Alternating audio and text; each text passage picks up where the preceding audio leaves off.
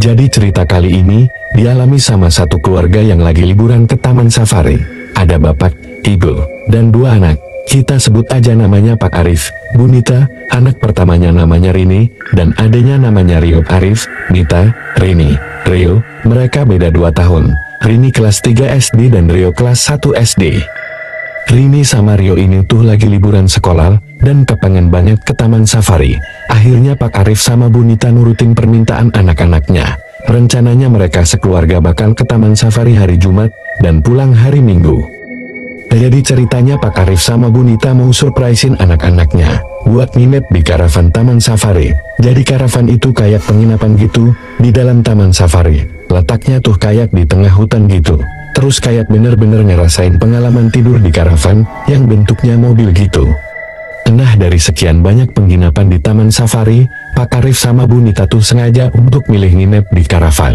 Karena pengalaman baru juga kan untuk mereka sekeluarga. Akhirnya berangkatlah mereka berempat ke taman safari hari Jumat pagi. Rini sama Rio tuh seneng banget dari rumah udah sibuk nanya-nanya. Kayak kita harus bawa wortel ya, dan pertanyaan-pertanyaan lain tentang hewan yang akan mereka lihat nantinya. Pas mereka udah sampai taman safari, karena ini pengalaman pertama mereka tuh takjub banget.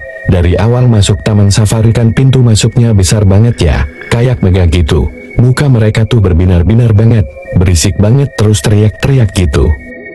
Mereka masuk ngeliat jerapah, kuda nin, dan macem-macem hewan yang masih bisa dikasih makan lewat jendela mobil mereka. Terus tiba-tiba mereka masuk ke kawasan yang bahaya gitu, kawasan macam dan lainnya yang diharusin untuk nutup kaca mobil mereka. Di situ Rini nanya-nanya, "Kok kita harus nutup kaca mobil sih, Pak?" Rini kan mau lihat macannya biar jelas. Terus Pak Arif jelasin kalau macan tuh hewan yang berbahaya, sambil ngasih edukasi ke anak-anaknya pokoknya. Terus pas masuk area macan putih, Rini bilang, "Ih, kenapa macan putihnya ngeliatin Rina? Kenapa macan putihnya dekat ke mobil?"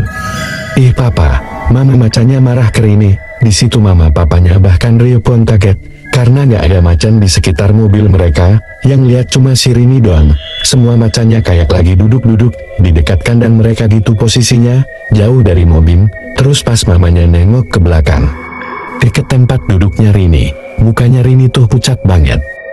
Dan benar, pas mamanya megang Rini badannya tuh panas, orang kalau lagi demam. Jadi kayaknya Rini sampai halu gitu ngeliat macan putih tadi. Terus mamanya bilang ke papanya, kayaknya Rini terlalu semangat deh pergi ke taman safari, makanya bisa sampai sakit gini. Soalnya kayak kalian tahu gak, anak kecil kalau terlalu bersemangat mau pergi, pasti demam gitu sebelumnya. Akhirnya mereka sekeluarga nyelesainlah trek taman safarinya. Mereka jalan terus sampai ke penginapan mereka.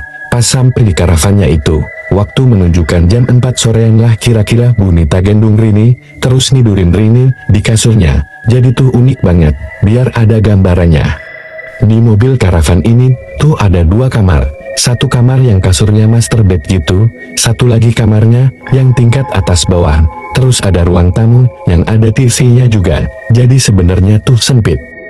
Nah, Rini lagi sakit, tapi masih banyak mau. Bukannya dia tidur sama papanya, tapi dia ribut banget minta tidur di kamar yang kasurnya tingkat atas bawah.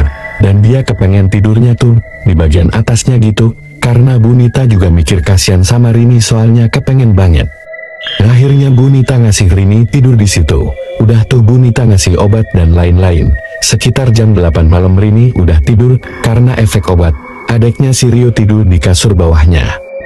Pas mereka berdua udah tidur, Bu Nita sama Pak Arif tuh lagi nonton TV di ruang tamu. Tapi tiba-tiba mereka dengar ada suara orang-orang dari mobil karavan sebelah teriak-teriak, "Ada macan lepas, ada macan lepas, hati-hati." Dengar suara itu, mereka berdua kaget banget dong. Hal yang pertama dilakuin, yang ngecek ke kamar anaknya. Pas dicek anak-anaknya aman deh, masih pada tidur bahkan udah pulas. Pak Arif bener-bener ngunci pintu sama mastiin jendela tuh ketutup rapat. Mereka panik banget sebenarnya, tapi mereka juga bisa apa selain nunggu matahari terbit. Soalnya posisinya di tengah hutan, jadi lumayan gelap dan serem juga untuk ngeliat keluar kan. Akhirnya Pak Arif nelpon ke resepsionis untuk mastiin apa bener ada macan lepas. Pak Arif kali ini dengar ada suara burung, tapi suara burungnya tuh yang gak mungkin mereka dengar di dataran tinggi gitu loh. burung-burung yang kayak ada di Jakarta gitu, kadang suaranya ngedekat, kadang suaranya ngejauh. Lepas suaranya lagi jauh-jauhnya, tiba-tiba ada suara ketokan, tapi di kaca kamar mereka, kenceng banget suaranya. Kali ini Bunita dengar, tapi pas mereka ngeliat, gak ada siapa-siapa dan gak ada binatang apa-apa. Tapi pas Bunita menegaskan matanya, ternyata ada sosok perempuan. Dari pohon belakang karavan mereka, pakai baju putih, panjang, matanya melotot, lagi senyum-senyum sambil ngelambain tangan, kayak dadah-dadah gitu. Tiba-tiba sosok perempuan ini lari kencang banget, nempelin mukanya ke kaca karavan, berubah jadi macan putih yang besar banget. Bunita kaget, dia langsung nutup gordennya, dia meluk Pak Arif kencang banget, sambil nutup matanya. Pas Pak Arif nanya kenapa, ada apa, kok ditutup? Bunita gak bisa ngomong apa-apa selain merem, dan melukin Pak Arif aja. Gak lama, setelah Pak Arif menangin Bunita, akhirnya gak lama Bunita ketiduran, dan mereka tidur berdua.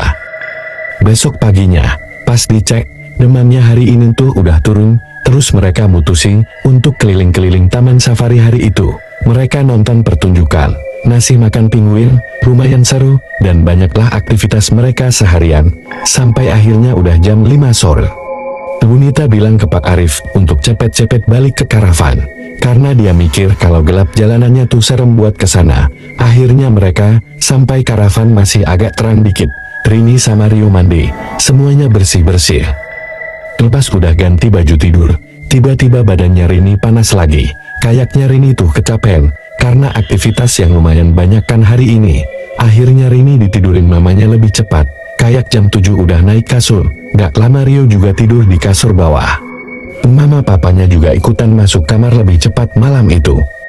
Pas lagi tidur sekitar jam 10-an, Rio tiba-tiba kebangun.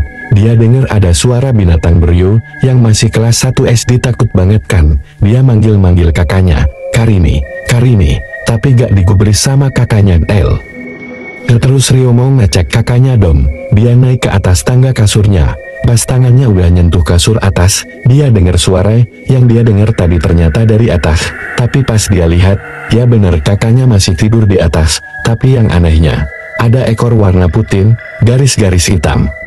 Keluar dari bagian belakang badannya Rini, dan pas dia lihat ke tangannya Rini, dia ngelihat kukunya Rini tuh kayak kuku macan yang panjang-panjang gitu. Rio jatuh ke bawah, dia teriak.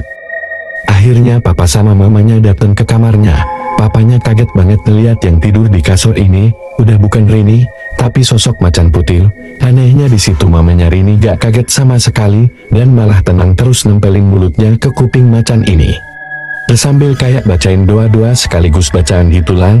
Gak lama Rini bangun, dan berubah jadi Rini lagi. Pas suaminya nanya, kok bisa? Rini kenapa? Kenapa Rini bisa berubah jadi macan? Di situ mamanya minta maaf, karena gak pernah cerita ke papanya. Dari macan putih ini tuh makhluk yang jagain Rini, tapi Rini gak tahu sama sekali tentang makhluk yang jagain dia. Yang tahu mamanya, karena sebenarnya macan putih itu adalah makhluk penjaga, turunan dari keluarga mamanya. Sebenarnya Bunita udah mulai curiga waktu Rini ngeliat macan yang deketin mobil mereka, dan mamanya mikir kalau makhluk penjaga Rini tuh ngerasa kepancing ngeliat macan putih lainnya.